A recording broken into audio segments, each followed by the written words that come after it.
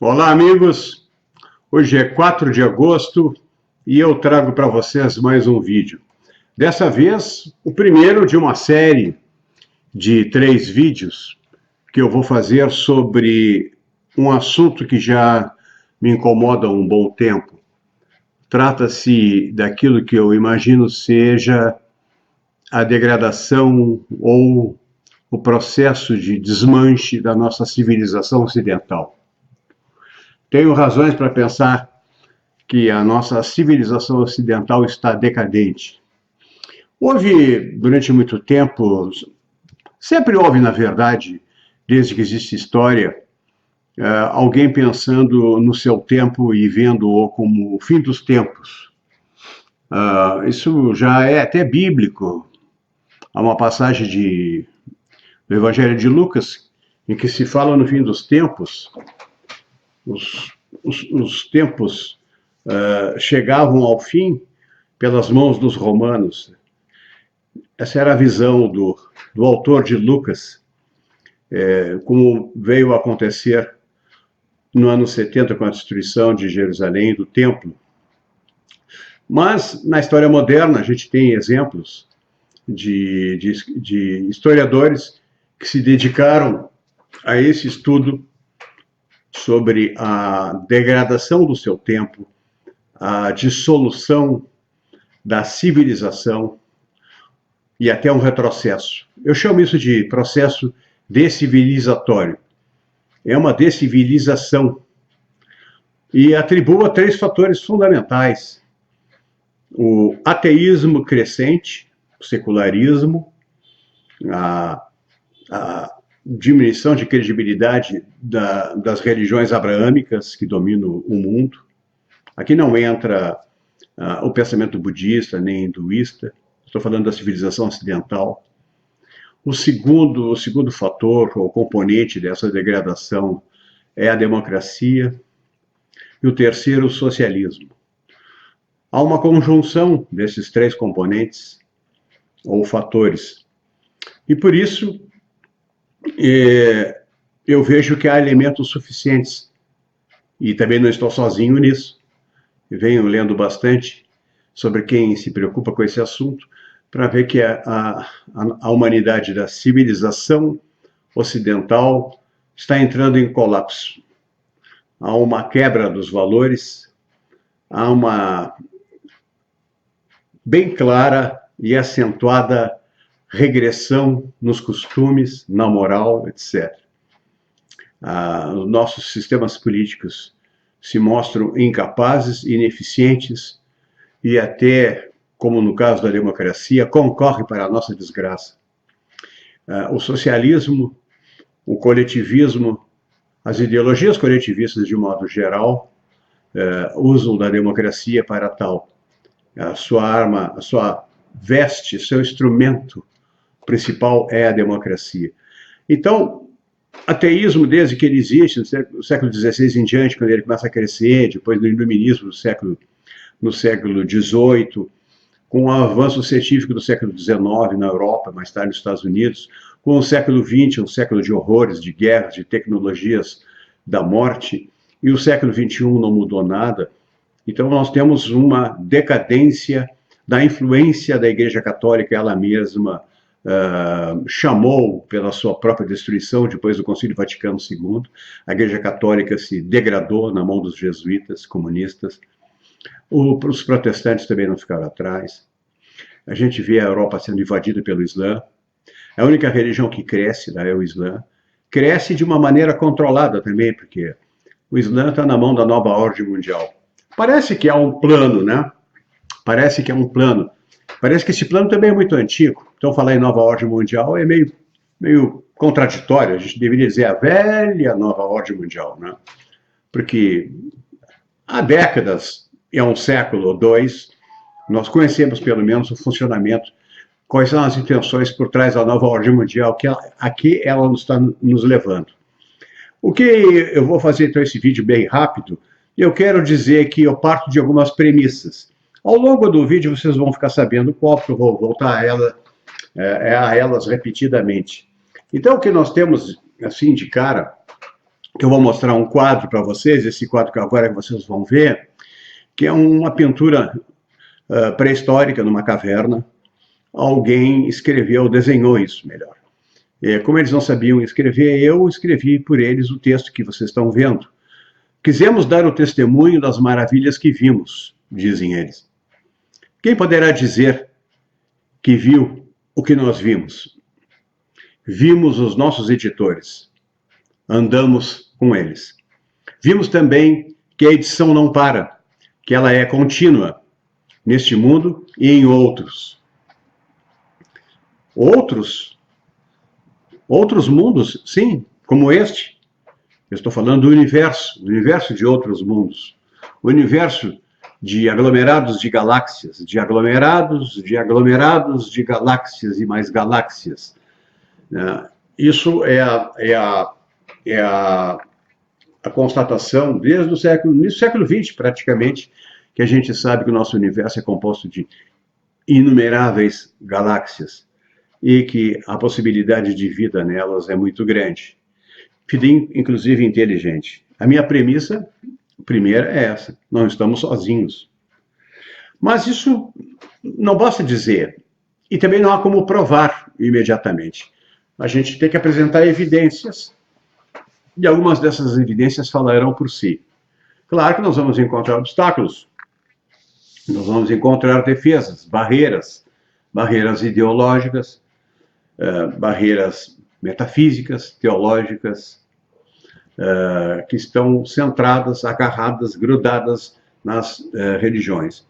Volto a dizer, nas religiões abraâmicas, do tronco abraâmico. Eu não estou me referindo às religiões orientais da Índia, da China, que são muito mais antigas que as religiões que nasceram desse Oriente Próximo. E o que é que a gente vê hoje?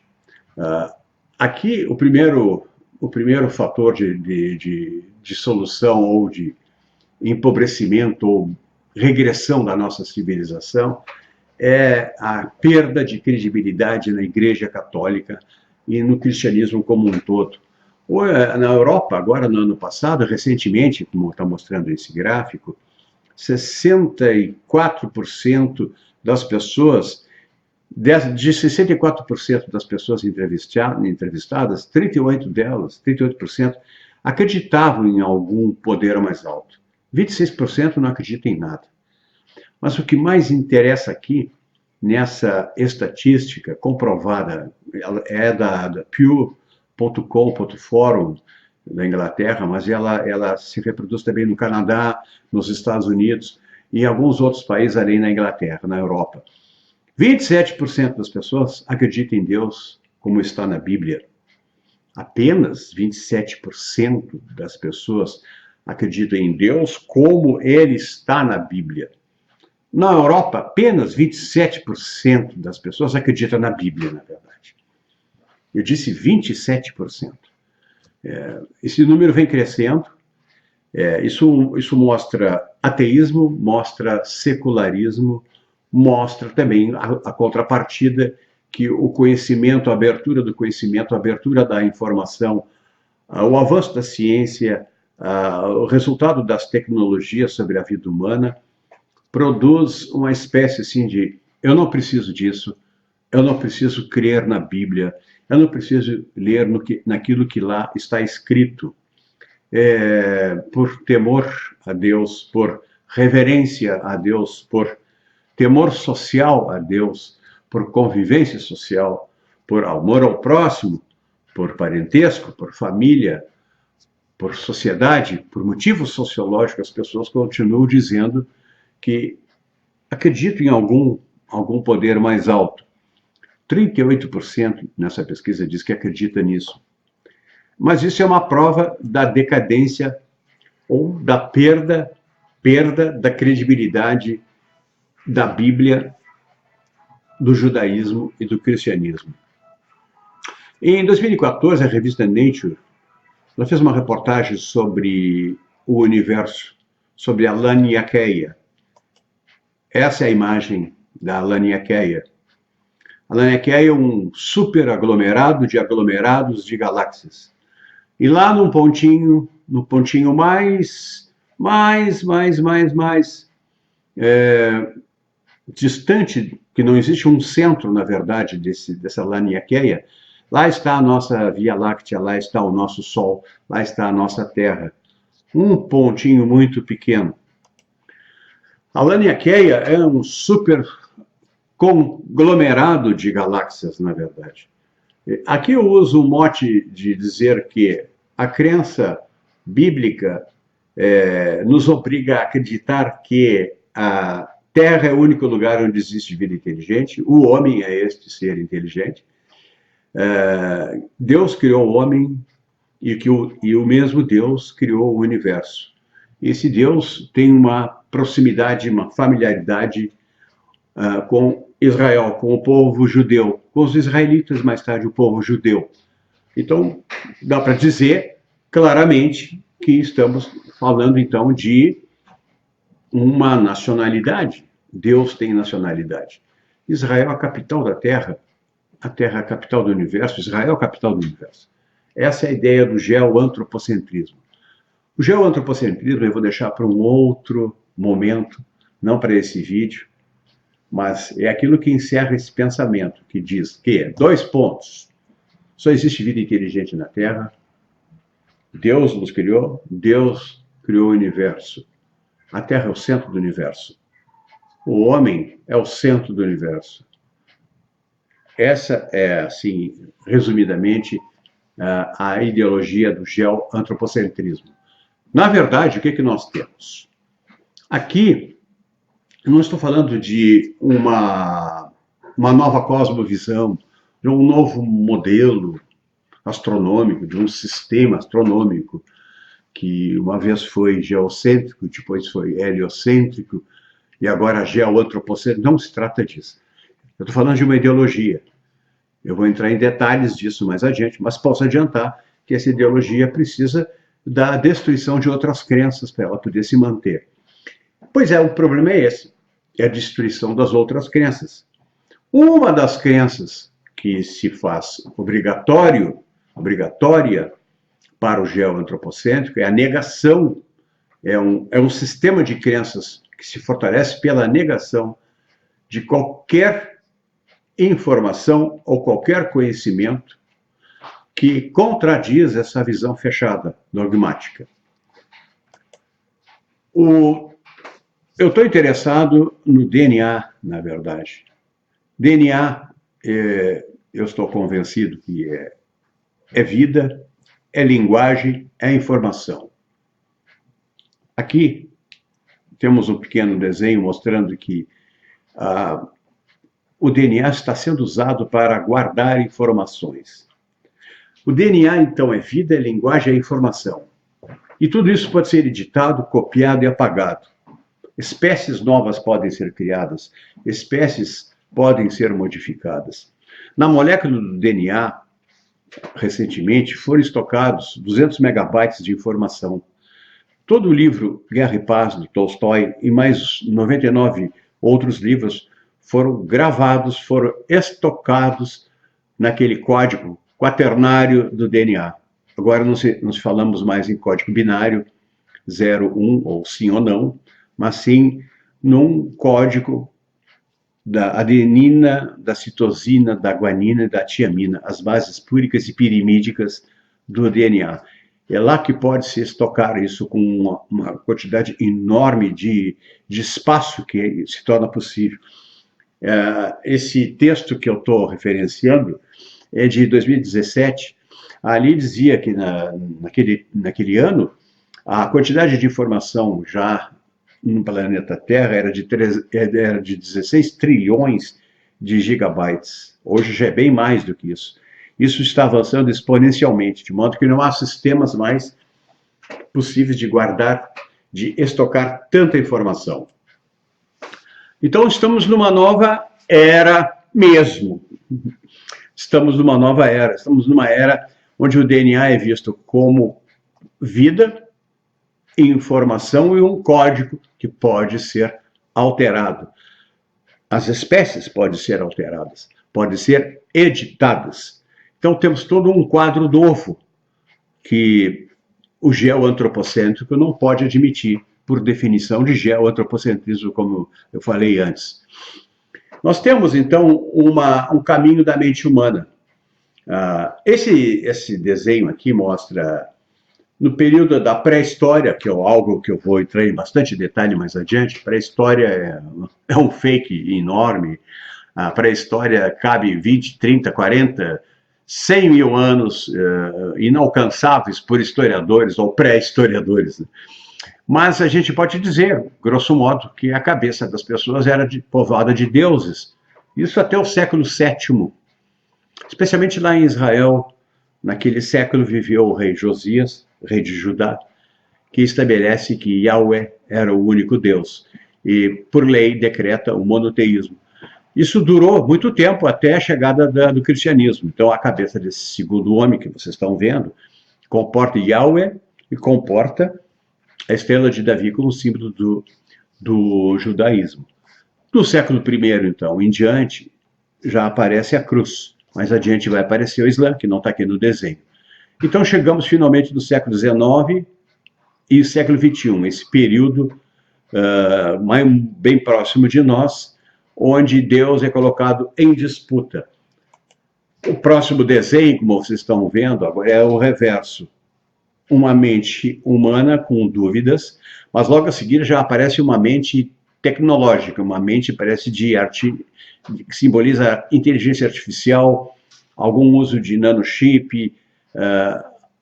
Nós estamos começando a virar robôs, humanos, máquinas. Esse é o momento terrível do transhumanismo, quando perdemos humanidade e nos transformamos em máquina, o mecanicismo acaba vencendo qualquer ideia religiosa. E aí, a continuação disso ninguém sabe, mas nós poderíamos voltar ao pensamento dos deuses. E, finalmente, alcançar a Laniakeia, que está desenhada na cabeça dessa última figura humana. Isso sabe-se lá quando. Isso é pura especulação. Mas, se a gente voltar à imagem anterior, nós temos isso. E esse caminho já foi percorrido. Levamos 2.500 anos. Aqui está o desenho. E agora temos um futuro do qual só conhecemos o próprio século XXI e aquilo que conseguimos projetar em breve.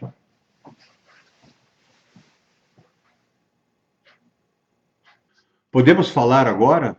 Posso falar agora?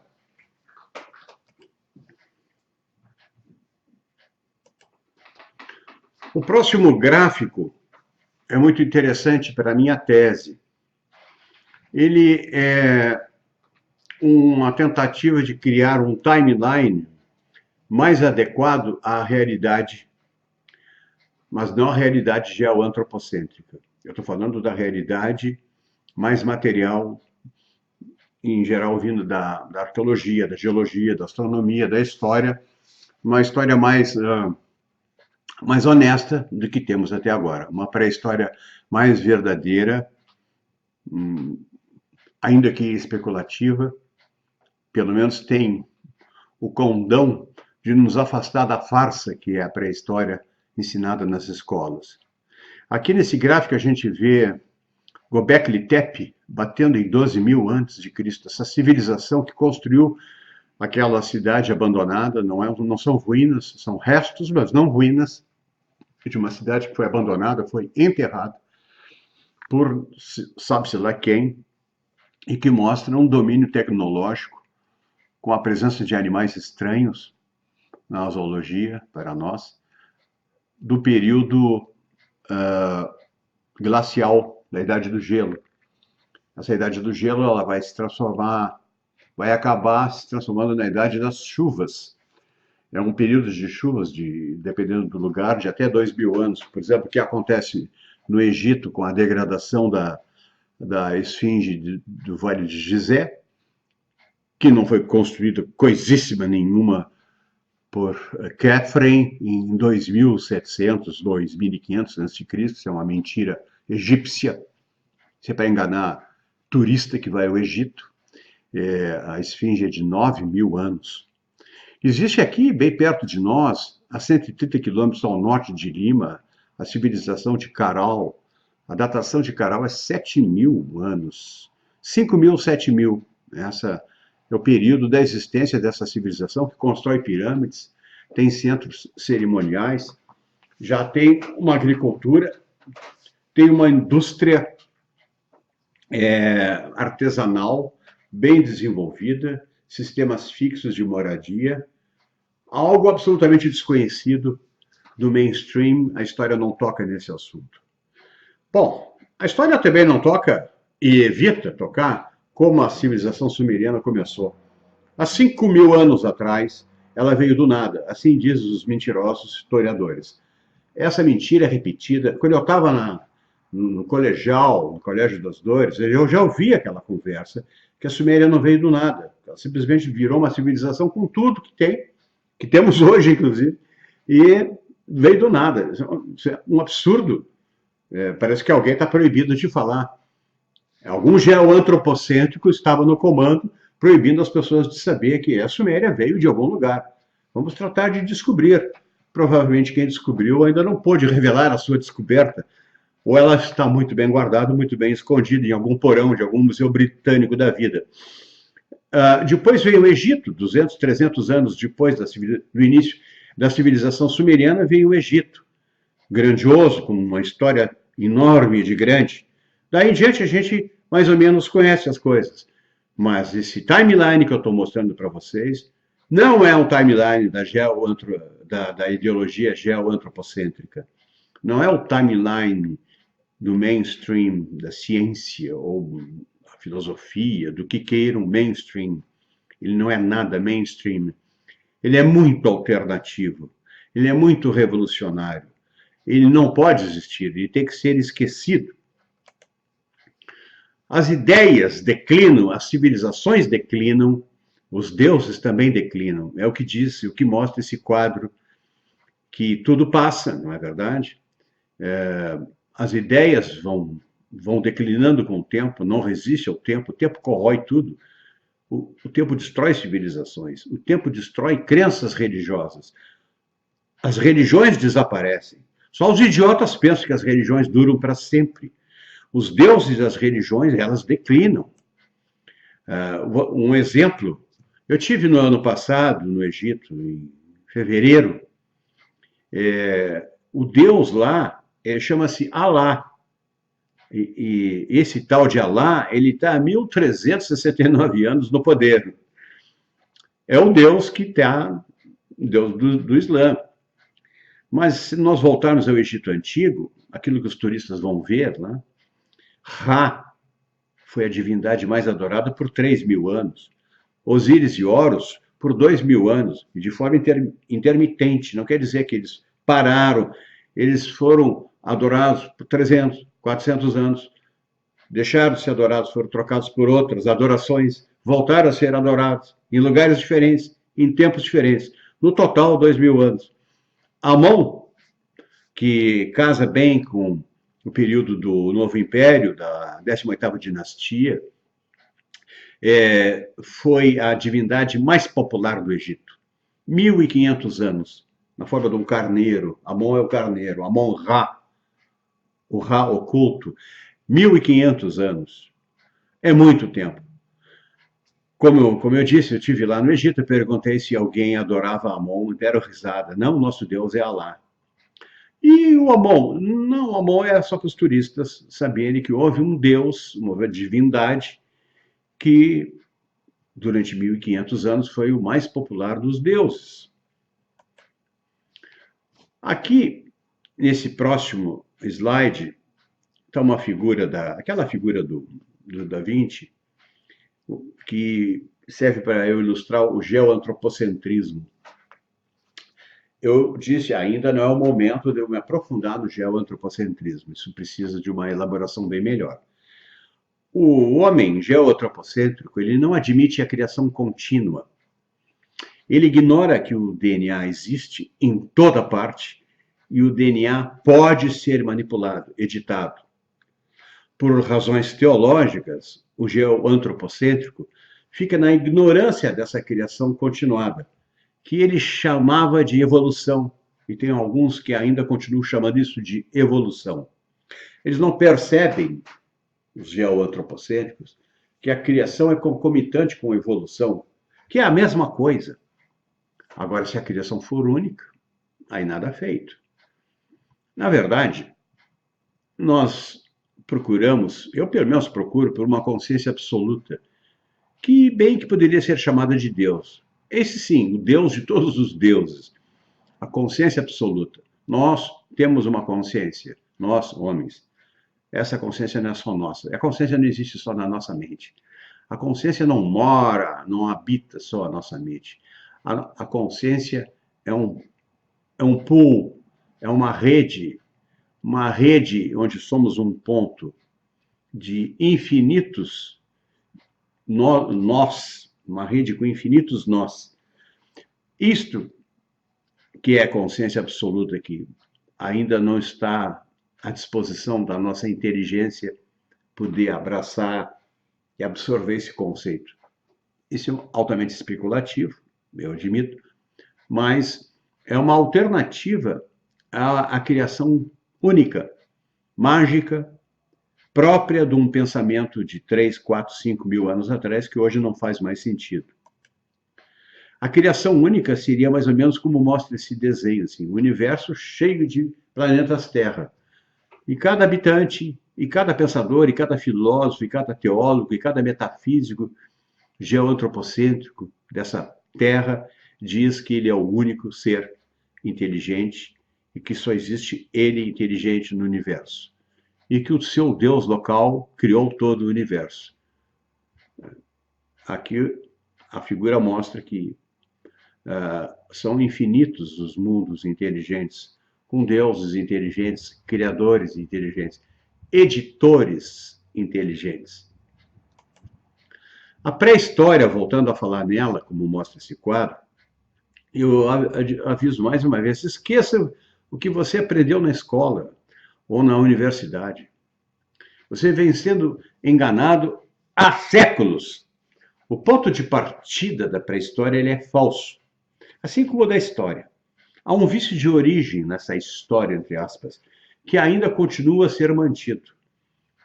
O status quo, o mainstream, esse sistema político que hoje está em decadência, exige que isso seja mantido assim. Que nós temos que acreditar em marcos históricos determinados há séculos atrás, ou talvez há 1 ou 2 milênios atrás. Reparem, veja, vocês vão concordar comigo, até o geoantropocêntrico, que está babando de raiva nesse instante, deve concordar com o que está escrito aqui agora. Olhem para nós, tudo parece estar invertido, de cabeça para baixo. Os médicos destroem a saúde, as universidades destroem o conhecimento, os governantes destroem a liberdade, os advogados destroem a justiça, a mídia destrói a informação e as religiões destroem a espiritualidade. Alguém nega isso? Mas quem é que disse isso? Foi esse gnóstico aqui, ó. Michael Ellner, a inversão gnóstica. Foi ele que disse isso. Se vocês concordaram comigo, eu vou voltar atrás aqui, vou voltar de novo para o texto. Olhem para nós. Tudo parece estar invertido, vocês estavam concordando. Agora vocês vão deixar de concordar só porque o cara é gnóstico? Repara, isso aqui é uma denúncia gnóstica. A denúncia da decadência que nós estamos vendo hoje. Então temos um problema com o gnosticismo, não é verdade? Mas isso vai ficar para o próximo capítulo. Essa história e essa pré-história estão erradas definitivamente. No ano de 2019, chega. Nós estamos no caminho errado. Está na hora da gente voltar atrás e retomar um novo ponto de partida, bem melhor com o que temos. Um recadinho aqui de George Orwell para os historiadores. Essa frase de quem abomina o totalitarismo ou o dogmatismo ou formas mais atenuadas do totalitarismo, formas mentais, tipo geoantropocêntrica, vale a frase de George Orwell: quem controla o passado, controla o futuro. Quem controla o presente, controla o passado. Quem está controlando o presente? Ele já foi melhor controlado, não é verdade? Eu estou aqui, eu sou prova disso. Estou aqui contraditando o presente. Eu sou uma coisinha pequena, mas estou aqui. Essa pirâmide que vocês estão vendo aqui é uma pirâmide fake, mentirosa. Se vocês puderem aumentar essa imagem, vocês vão ver que ela é composta de circuitos eletrônicos, tem duas luas à direita. Essa pirâmide não existe. Essa é a história que nós estamos mostrando. Você, nessa foto aqui, muito bonita, essa aqui é a estradinha que à esquerda o Zavi Hamvas e o Barack Obama estão lá no Egito, no Vale do Gizé. À esquerda deles está a esfinge, estão descendo a rampa. Você ainda acredita nos seus olhos? Não acredite nos seus olhos, acredite em mim, diz o Zahi Hawass. Esse arqueólogo fake, mentiroso, ele é o dono da arqueologia e do turismo no Egito. Todos os guias contam as mesmas mentiras, até as mesmas piadas. Aqui tem uma foto no dia que ele foi em cana, ele foi preso, quando caiu o governo que sustentava, o governo do Hosni Mubarak. Mas aí houve uma reviravolta, aquele tal do Mussi, até que morreu agora recentemente, bailou, o Sisi é o presidente lá do Egito, se reelegeu recentemente, e o Zavi Hawass é mantido no posto, o turismo voltou ao normal, isto é, volte lá para ser enganado por guias turísticos egípcios. Esse mundo está upside down, esse mundo está de cabeça para baixo mesmo. É isso aqui, esta é a inversão que eu estava falando há algum tempo. Agora, se você está muito bravo comigo, está raivoso, eu vou dizer apenas o que está escrito aqui. Fique calmo e permaneça errado. Apenas isso. No próximo vídeo, eu falarei do mito, tradição e história.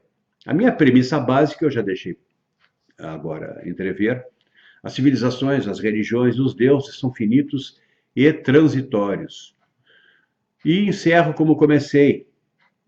Essa turma que está ali nas cavernas, pintados, eles viram coisas maravilhosas. Eles, se soubessem escrever, teriam escrito isto. Quisemos dar o testemunho das maravilhas que vimos.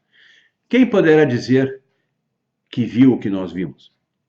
Vimos os nossos editores, andamos com eles, que nem Enoque. Vimos também que a edição não para, que ela é contínua nesse mundo e em outros. Então, muito obrigado por hoje.